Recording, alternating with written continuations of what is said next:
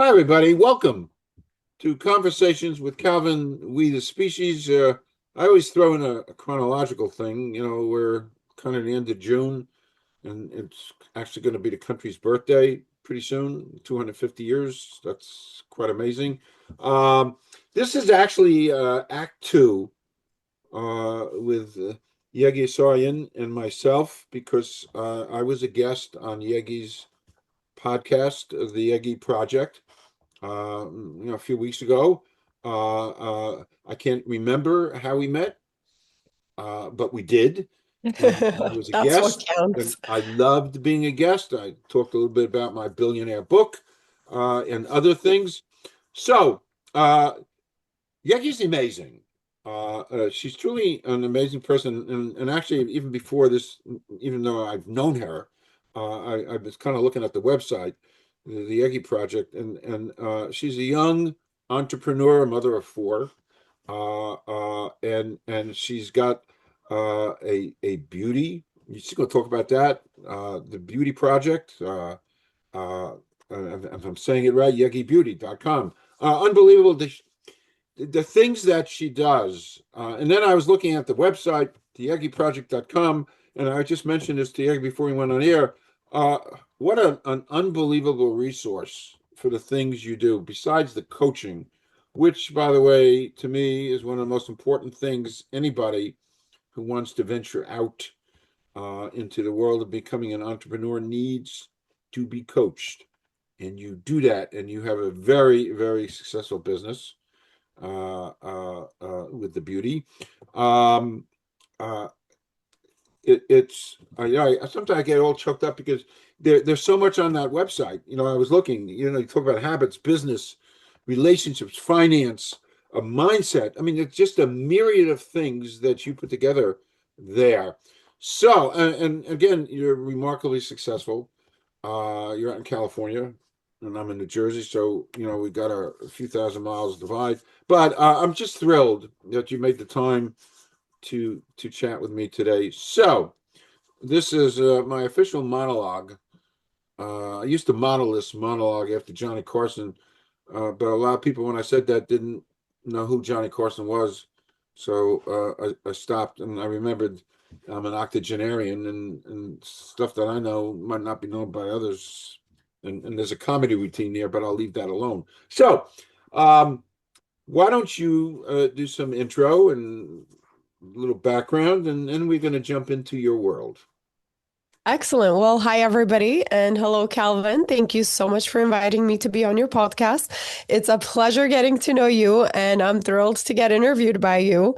I'm usually the one interviewing people, so it's exciting to get interviewed as well. But with that said, a quick intro.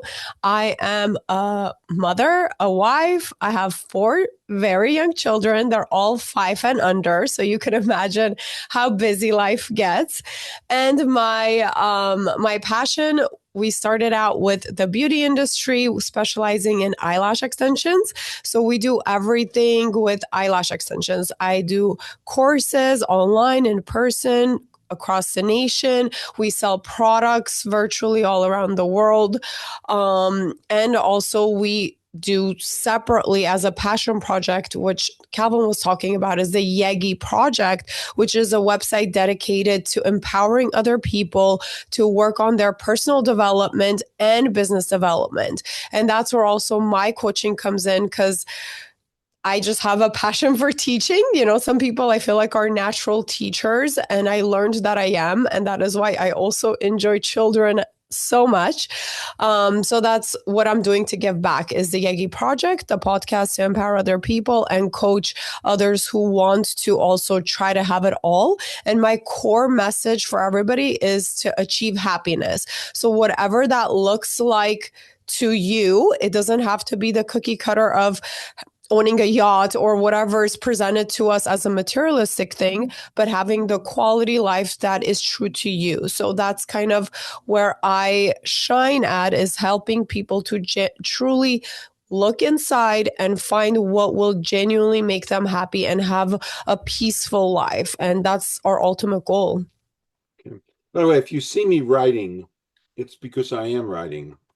I may be one of the few interviewers in America who take notes while I'm interviewing, because I think That's it's great. important. I love that. I write all the time. That helps me connect and remember and learn as I'm Exactly. interviewing as well. Exactly. So it's funny. I just wrote achieve happiness with an exclamation point because I think that's great.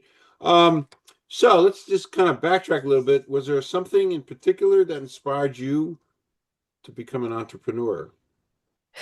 Well, a long story, just quickly summarize, is initially I started out in the corporate world. So I was an academic and financial counselor at a private university. So I was very young, right out of college. I got hired as a student worker and I worked myself up to be a counselor. So I was advising undergrad and grad students in academic and financials to, all the financial aid or classes to pick, what's the right path, all that fun stuff. And as I was doing that, I climbed up, climbed up. I eventually got my master's in business and accounting. My goal was to become a CPA because everybody knew that's a steady job. And I was just going, you're young, you just go with the flow of what you know it's going to give you a secure life. And I did love numbers. Don't get me wrong. But I went towards that direction mainly because it was easy for me and I just wanted a quick degree to start making money for other reasons in my family. I just had to start working and making money to support my family. And again, I was very young, like 19 at that time. So quickly got my degree, started working, worked my way up in the counselor. The next step for me was to be a registrar at the university. I was qualified at the education, or in my opinion, I thought I was qualified, but I was lacking experience in managing people because within that position, I also had to manage professors. But imagine looking back, I was only about 20 years old at that time. I fully felt confident and ready for that position. And I was so sure I would do great if somebody just believed in me and gave me a chance and coached me a little with the managing aspect of it. But unfortunately, that wasn't the case. The dean that I talked to, who was going to interview me for the position, he pretty much shut it down. He said, at your age, I was a manager at McDonald's and I even sucked at it. So, which was very unfortunate. And being like a hungry, driven, young immigrant in this country, that fueled my fire to being really pissed off. I was so pissed off where I was like, you know what? If you guys don't believe in me, I've been with this company for over 6 years and you see what I could do, then who else is going to believe in me to give me a chance to manage people? Like I have to be new at it somewhere. But it drove me crazy. And I was like, you know what? I have my master's degree. And at that point, along the way, with me being hungry and curious, I had also earned my cosmetology license, which allows me to practice beauty in California. So, long story short, I decided to just quit my job and open a salon. And I had zero experience. All I had was all my experience was in education. I knew nothing about business besides my degree. And I learned the hard way that becoming an entrepreneur takes way more than, having your MBA. It doesn't qualify. My thought was, hey, I pulled out my 401k, I pulled out my saving, I got a loan on my parents' house back then, went in so much debt, not even thinking twice because I was so fired up that I'm going to make it, like ride or die. Like I'm in $100,000 debt as like a 21, 22-year-old at that time. I don't even remember. And I was just going to do it. And that's exactly what happened. So I started the business and I thought maybe while I'm doing the business, I'll study and get the CPA. I thought running a business was going to be easy, especially in the beauty industry. I was so wrong. It takes so much work. And my path to becoming a CPA had to be way put on hold because I had to go 100% in on trying to run this business because I just blindly fully went in. I opened a salon in a central place in Burbank, California. My rent was high. I got employees. I did the whole thing. But very quickly, I learned that I have to work really hard. And It was difficult because I was running out of funds that I had saved my loan and I was in debt. My parents actually didn't really know I took a loan under their house because the house was under my name just for logistics credit reasons. So I did it. And long story short, I jumped in with a lot of heartache, hard work, learning that, hey, if I need to be a janitor, I got to put my janitor hat on. I don't have money now to hire somebody to clean the salon. I got to do it. So through the hard work, I really learned how to just do what it takes to be successful. And I had made that promise to myself. And I had no husband, no kids at that time. So I was mostly risking my time, my quality of life. And I had promised myself, no matter what, I'm going to become a millionaire. And if that doesn't happen, I'm just going to die trying. So, yeah, and very quickly with that attitude, I was able to get the business to where it was making a lot of money. And that's when I was like, you know what? If I could do it out of nothing, I literally am an immigrant here. I wasn't even born here. My parents weren't well off. Nobody helped me. It was fully just the help of finding resources and doing all that, then anybody could do it. And I want to empower and push other people to do the same because my quality life, my confidence, everything changed after that. That's literally around the time I also met my husband, was able to have a great relationship. We back to back had 4 kids. We even did a US tour in an RV to market the business for 10 months and also travel. So it just was a beautiful thing. Then I asked myself, okay, what made me successful? And once I asked that question, it was very clear. It was mindset first. So then that's why my podcast and everything really focuses on mindset and pushing people to work on themselves before growing their business. I genuinely believe if you are not the right person, no matter what business, you're not going to be successful. First, you got to be the right person, right mindset, and then any business you can make successful. That's why very top CEOs are paid, I don't know, a lot of money to get put in those positions because it takes a certain type of person to lead a company to that degree. Wow. That was Wow. a very short version. No, that's But great.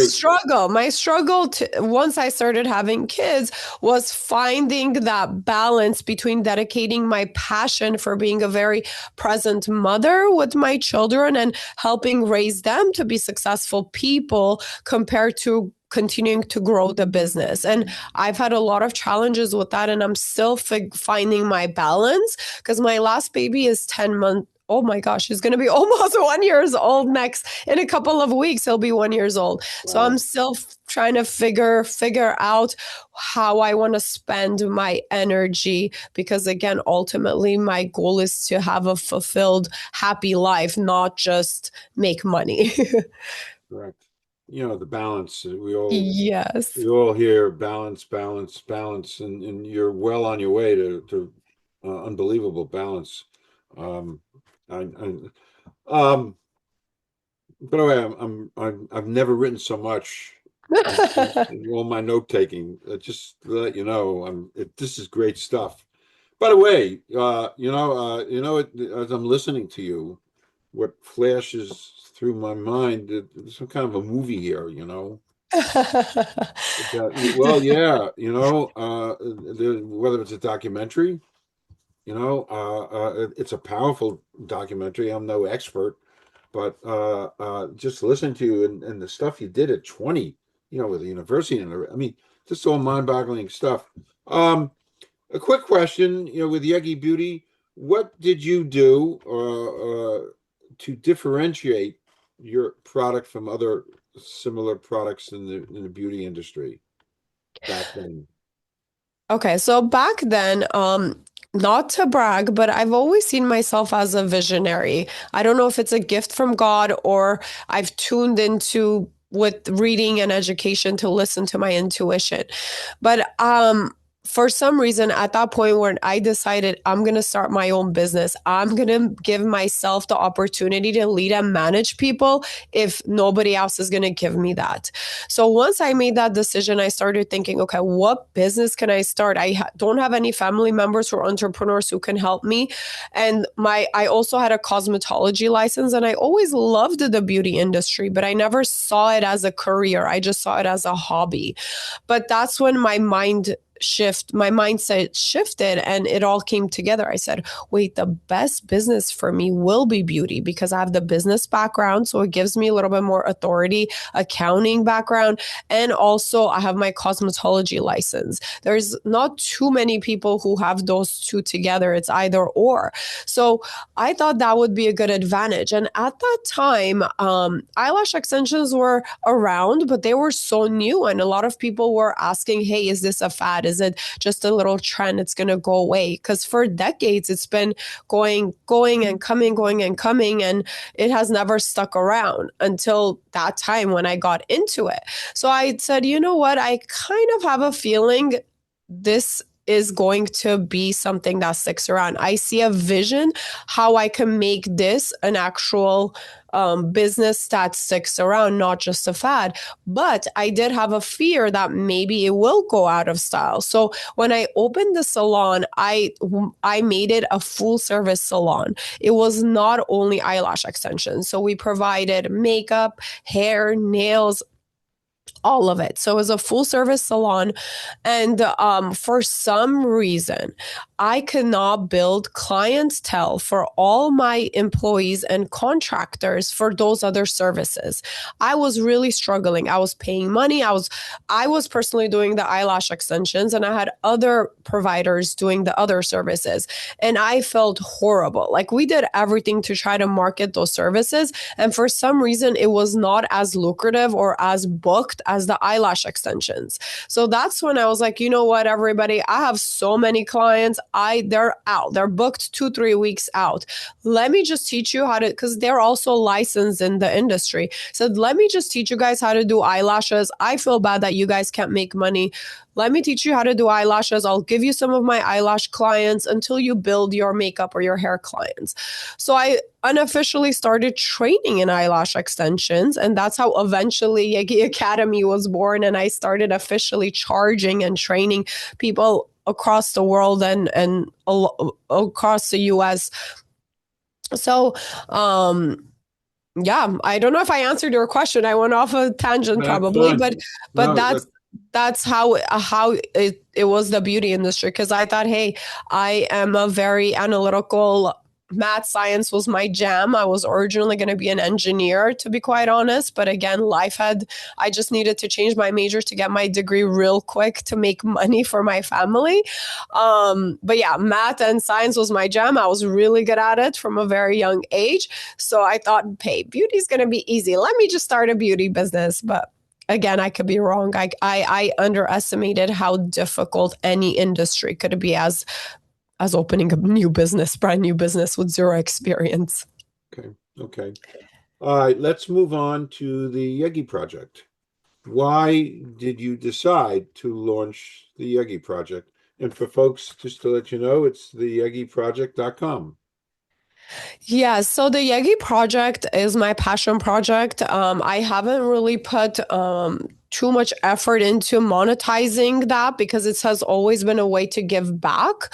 And it just kind of happened and it started flowing. So I had decided, well, a lot of people had told me, you got to do a podcast. We love you. We listen to you. When we hear you, you're so inspiring. More people need to hear your story and need to hear you out because it's inspiring. When we hear you talk, we want to get up and do something with our lives. I said, okay, great. Let's do it. I love it. I love people. I want to get to know people. I want to get other people to hear their stories and spread the love and inspiration across. So that's how Yegi Project was born. But the bottom line for me was to also practice being a speaker as well with it in order to try to one day have a program for the youth that is underprivileged like I was and don't have the resources. Because when you don't come from family with a lot of resources, especially being an immigrant in this country, your parents just don't know how to guide you if you want to kind of get out of where your current family is or has been for generations, right? So if you want to take a leap to the next, I don't know, tax bracket or however you want to put it, excuse me, there needs to be like good guidance and coaching. And this is where the mentality and mindset comes in. And I've deeply believe anybody could do anything if they put their mind to it. And that has proven me right so many times in life. And I genuinely do believe every single person could do whatever they put their mind to it. They just need to be willing to put in the work and the dedication. So I wanted to be the coach or the guide for those people who do want to get there and just don't know how to. And they can learn, they can listen, they can get inspired, and if they're ready to take the action of actually hiring me as a coach or hiring somebody else as a coach, if they need that one-on-one guidance, then that would be the next step to make that happen. Okay. No, it's interesting. As I'm taking notes, you said it 3 or 4 times already, the word mindset, Yes. how powerful that is for you and what you've achieved, mindset.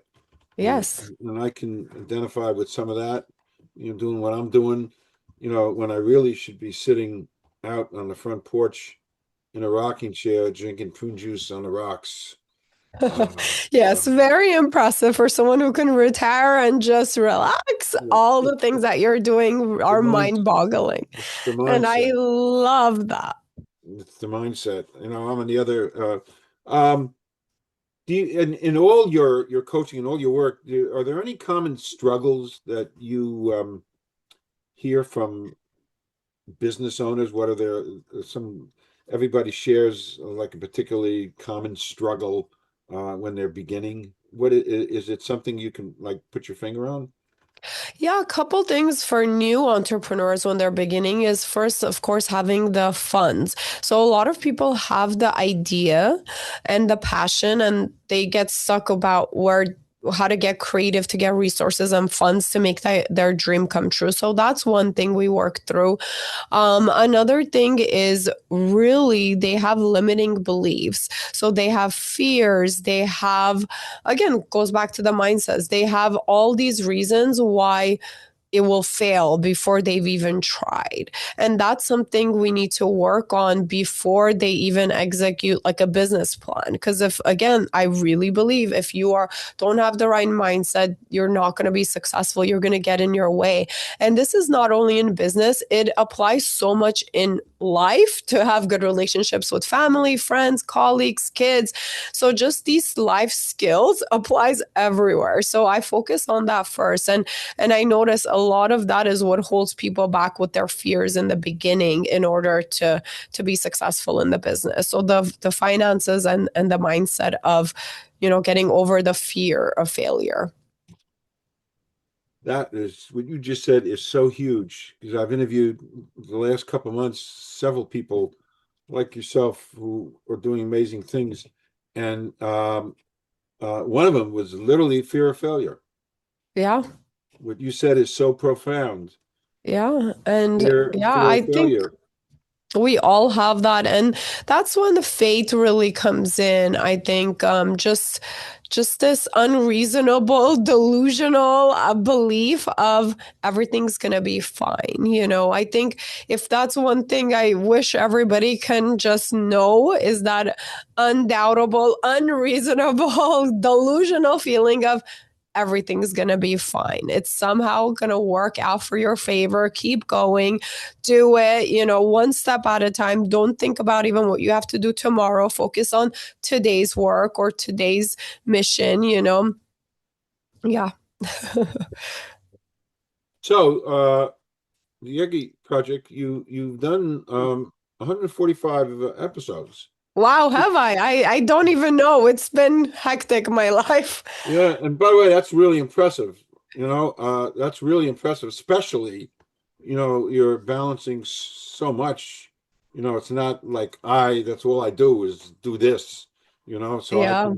I have all the time in the world. It's like the movie The Time Machine. I have all the time in the world. But you have so many different things, on your plate. So that's a really impressive number. Has anything surprised you about the world of podcasting? To be quite honest, and I haven't even paid attention. If I'm 100% honest with you, since this has just been for fun, I haven't even gotten to a point where I'm analyzing any of it. And somehow I have a guest every week. Agents reach out to me. It's just been flowing so effortlessly. That's why it's even if I don't have the time for it, I have to do it. It's just, I know it's a calling and I have to just at least show up and do my interviews weekly. And when the time is right, I will know it and I will find ways to have a bigger impact with it. But for now, yeah, honestly, I didn't even know how many episodes because I do have a producer and a team that help me with that. I just show up and try to make the difference that I can in people's lives. That's a wonderful luxury. It, I'm, it I'm genuinely is. Oh, it's a wonderful luxury. Take it from me. I'm a one man, between my two books that I'm trying to get out there. And, I do mentor students at Rutgers. I'm like you. I love to give back to young people. I've been doing that for a long time. I taught at Rutgers 6 years ago in my commitment to give back to young people, which you do. But it's all me. There's nobody else. Yeah, I think a lot of people ask me, how do you do so much? It sounds too much. Like, how can you handle it, especially with four very young kids? Honestly, I have a lot of help. That's the only way I've learned really, like, it really takes a village. That's one other thing that I've learned the hard way as an entrepreneur is you have to trust people to help you. If it's in your personal life, if it's in your business, if you don't, there's just so much you could do, like realistically. And that was always my challenge. I would tap, this is even before kids, when I didn't have so much of my time taken by kids, is my time would end. I'm like, but there's so much more we could do for the business. And then I was like, hold on, okay, get help. And that one question I had asked myself, and it triggered like a lot of reading for me to finally figure this out was, okay, how do the top people do it? Like, how do these millionaire and billionaires do it? There is no way they are self-employed, right? Because if you're a one-man show, you're not an entrepreneur. You're technically self-employed. And once I had that hard conversation with myself, I said, okay, well, this is a big problem I have is trusting people to do things as good or better than I can. And I got to get over that. So again, trial and error, learning all that fun stuff with a lot of learning how to hire the right people and getting a lot of, coaching for myself to learn that skill. I was able to scale up by getting help, hiring people, asking family members for babysitting, all those type of things, right? So anything that you can have other people do for you, especially if you're really hesitant and you're really not enjoying it or you're really bad at it. I realize I'm not a great manager. I'm an amazing leader, but I'm not a great manager because I hate being on top of people. I believe people just should do what they need to be doing, but not everybody works that way. They need a manager to guide them, to remind them, to make sure their checklist is getting done. So I think once you pinpoint your weaknesses and you hire people that can take over and do a better job at your weaknesses, that's genuinely when you can really like go to the next level wherever you're at. Okay. Uh, I like that about leader and manager. I was a sales manager myself, and I know I took 50 courses. Yeah, it's a 50. whole skill. It's 50 courses over the 25 years I was at Luxottica and how to be a good manager and all that's involved. The people skills and the whole package. So that stuff's all up here. So I'm so grasping and identifying with things you're saying.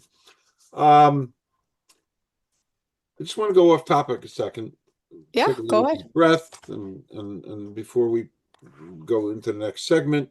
I like this question. I told you before I went on air, I borrowed it from Barbara Walters. I like it. It's and you can answer it. You don't have to answer it. It could be one answer, two, three, whatever. It's just so here goes. Excluding family or friends, somebody living or dead you'd like to spend a day with. Okay. Uh, It's an interesting question. Honestly, I've been listening to Jim Rohn's motivational work online lately as a reminder. I like to go back and listen to his motivational speeches, and I think he talks a lot about the mindset, and I could really relate that, and I've applied it. So it'd be really interesting to get to spend time with him, especially since it was a different time period. Okay. Yeah, Jim Rohns, is that right? Yes. Yeah, okay. I wrote that down. All right. Good answer. Good answer. Next question. I love this because I'm a movie guy. Do you have any favorite movies?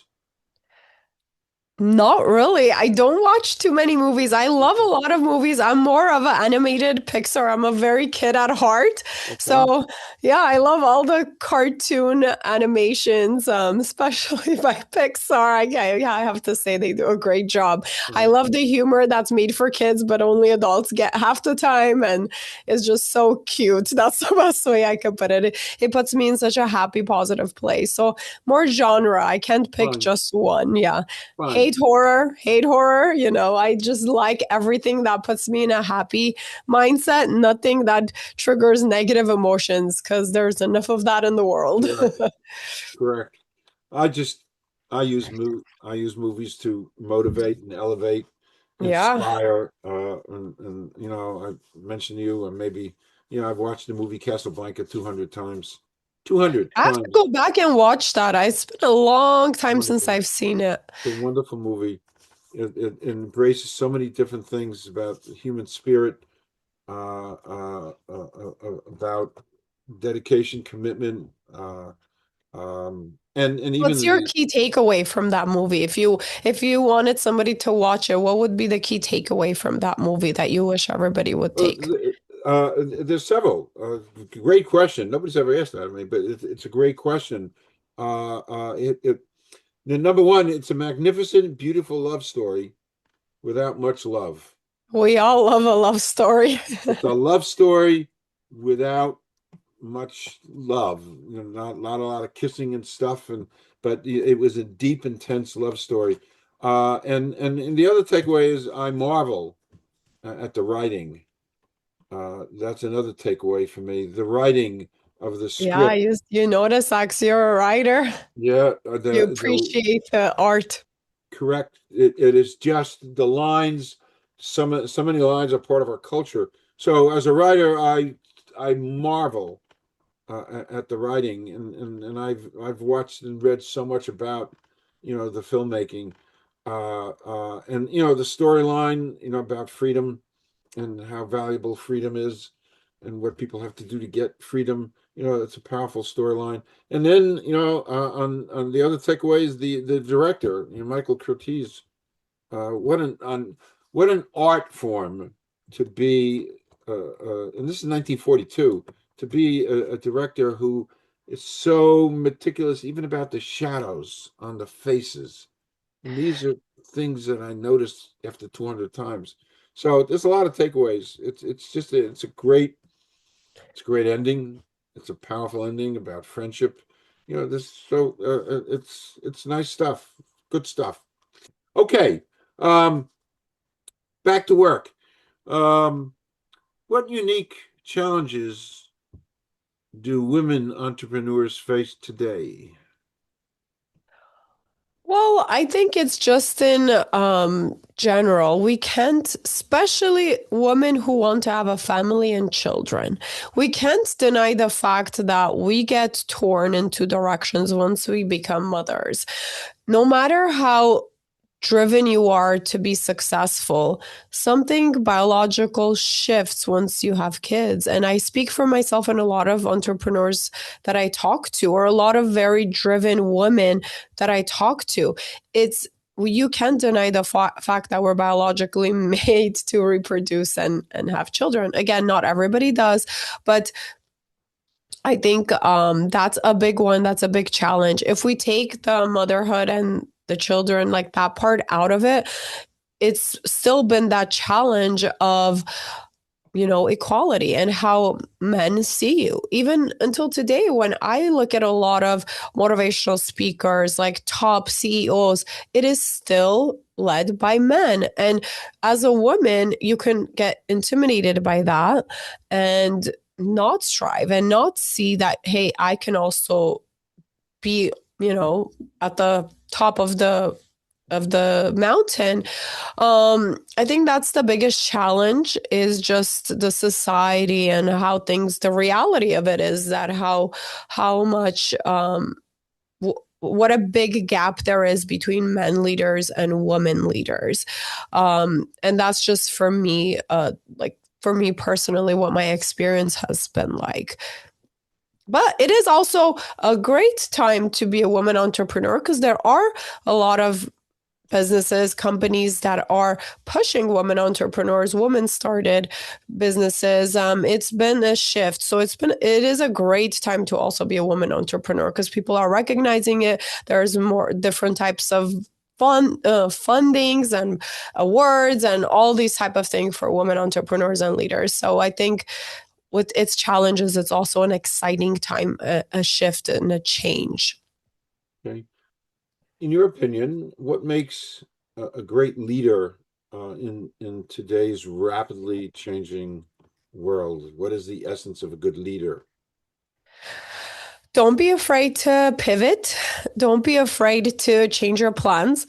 Make quick decisions and see it through, And if something's not working out, pivot and do something else. Keep going until you see what's working. I think you just have to be really good at getting up when you fall. And things are going to keep changing. You have to be open to new things. You have to be open to trying it, failing, trying again and fail, and, change direction. I think that's the biggest thing you have to do to be a good leader. And I have those challenges today too. Things are changing. People are shopping differently. They're using AI. People are, wanting to shop with people they trust. It's marketing has changed. There's a lot of change, but we just got to evolve with it. Like there's always been change in the world. I really think it's a great time, great opportunity for smart, or I don't know, aware people to make a lot of good money during a time of change and uncertainty. So that's kind of where I'm at, trying to figure out where to go and how to be the leader who evolves with the change instead of stays behind. Okay. How do you, Yegi, how do you motivate people who may not see their own potential? What is an element of motivation? Yeah. I think everybody needs somebody who believes in them without any hesitation. And with practice, I genuinely believe that everybody has a gift, a talent, something they can give and be great at in this world. It's a matter of somebody believing them. And that has been proven in my life so many times, especially when I was fully in the salon, like 24/7, training people, guiding them. There were so many people that came to me that had zero confidence of what like they could be. And I was like, I believe in you. I see you. And even just them knowing that I believe in them and that they can come to me, they ended up opening up their own salons, their confidence grew. I think if you have at least one person who believes in you, you start seeing things different. So the people that don't believe in themselves or don't think they could be successful, they've been conditioned with that based on maybe childhood, people that are around them. I don't know, all the psychological things that come with that belief. But I think that's just a belief. And if we really, really want, it's difficult, but it could be changed. But the easiest way for me that I've seen it play out in life to change it is have somebody that you look up to genuinely believe in you. Then you start believing in yourself after a certain amount of time. With baby steps, getting, good at one little thing at a time, then feeling like, oh my God, I did do it. Thanks for believing in me. And then Oh, look, you did it. Now it means you could do the next thing. And this applies with children. I mean, with my two oldest kids who are super young, so 4-year-old and a 5-year-old, they started Taekwondo. They both didn't want to do it. It's something new. They're shy, they're scared, they're getting anxiety, stomachs hurting. No, you have to do it, baby. Like you have to do it. You have to get through that challenge. Do it for a little bit. If you really hate it, then you don't have to do it. But I'm here to believe in you, to tell you you can do it. It's just scary because it's new. I think that's really big. And I wish more people would believe in more people and we can all just as a whole help each other be happier because it ultimately leads to happiness. Correct. And we can desperately use that in today's world. Yeah, we I sure think can. statistics came out more than ever. People are at their unhappiest. Level. You're right. You're right. Every which way you turn, unhappy about everything. And, Yeah, and the truth is that there's so much potential. There's there so is. much opportunity and potential as a species. And There really is. We have so so infinite much. amount of resources. It's insane. Yeah, it's unbelievable. It's funny. I had a health thing the other night, and went to AI. I'm going to write about this in 2 weeks in my newsletter because it's unbelievable. Yeah, I went to my doctor, and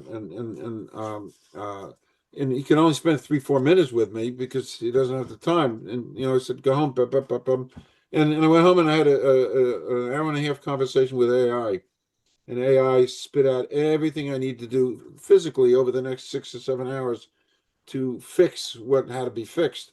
And guess what? Everything AI did and said, and we went back and forth. I printed out 30 pages. I did everything AI told me to do because it had an hour and a half with AI. And guess what? The following morning, I was 100% perfect. Wow. And that could never be done a year ago because we didn't have those resources to make us happy, and it's funny, you talked about your kids, 5 and under, and I can't help but, my two grandkids, Oh, so five and cute. four, 5 and 4. And Those I are got to my tell two you, oldest.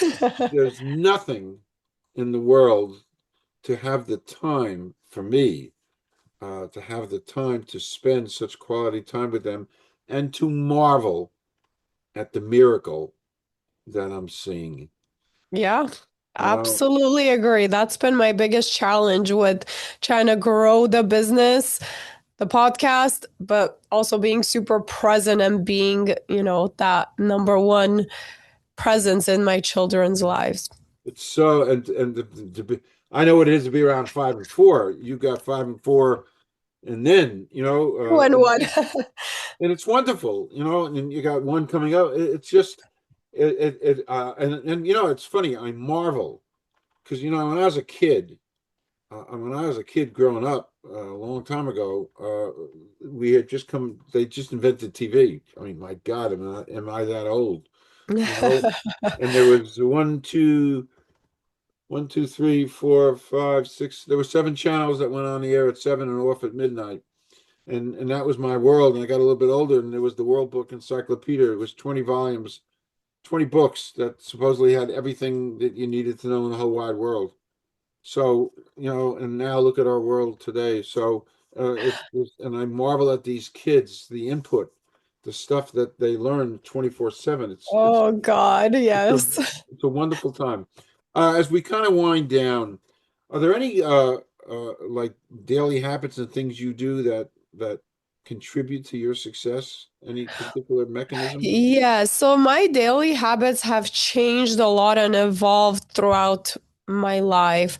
I think just depending on what season I'm in, I've had to adapt to where I'm at, especially putting other people's routines and daily habits like my children's at hand. So before kids, it was very easy because all I had to do was manage myself, my morning routine, night routine. But then it gets tricky because you have to have that influence on them, and there's other people. Just like, if you have a significant other or employees, there's just so much of control you have over other people. So it's been tricky to have great routines while trying to manage other people's routines.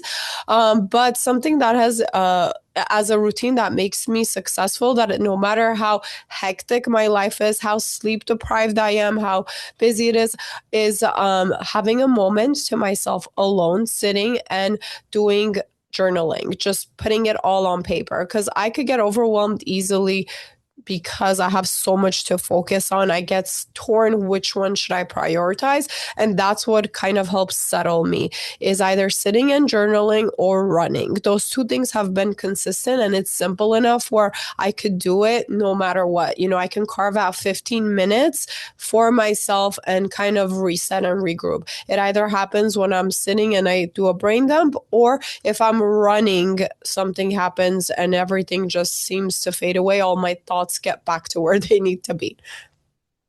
Okay. Um,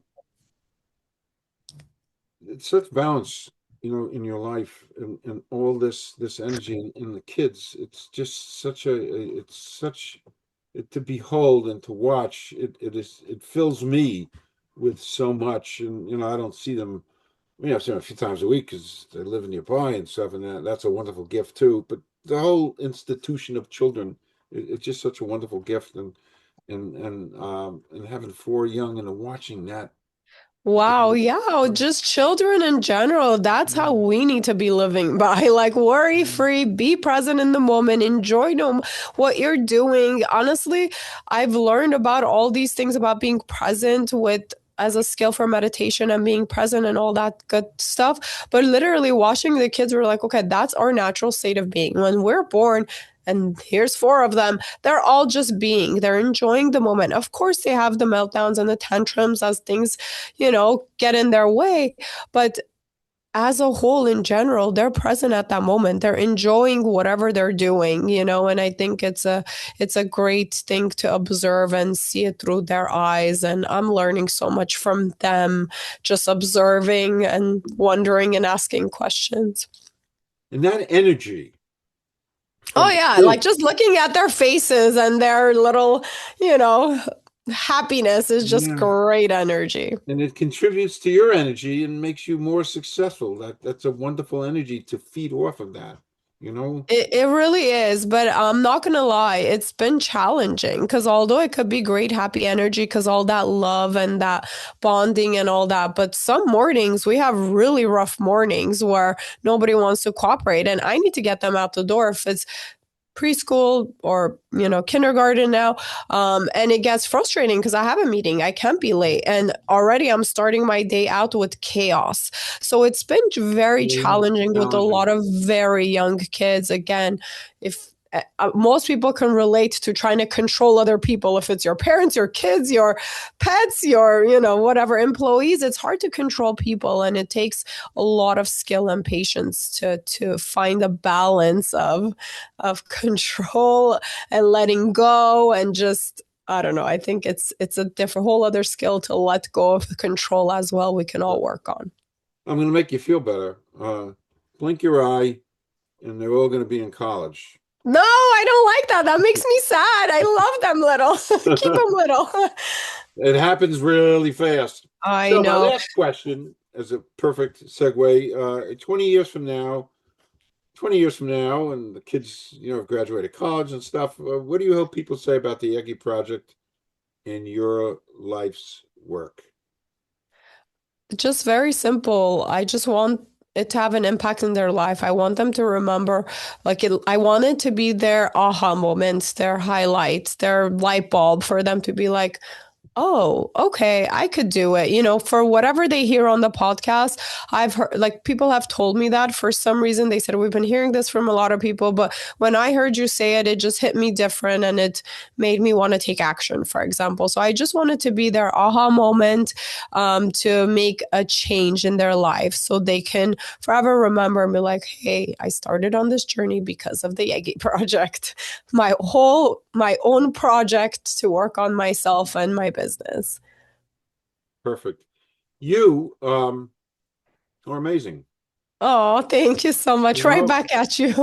you are amazing, Yogi. I've been around a block.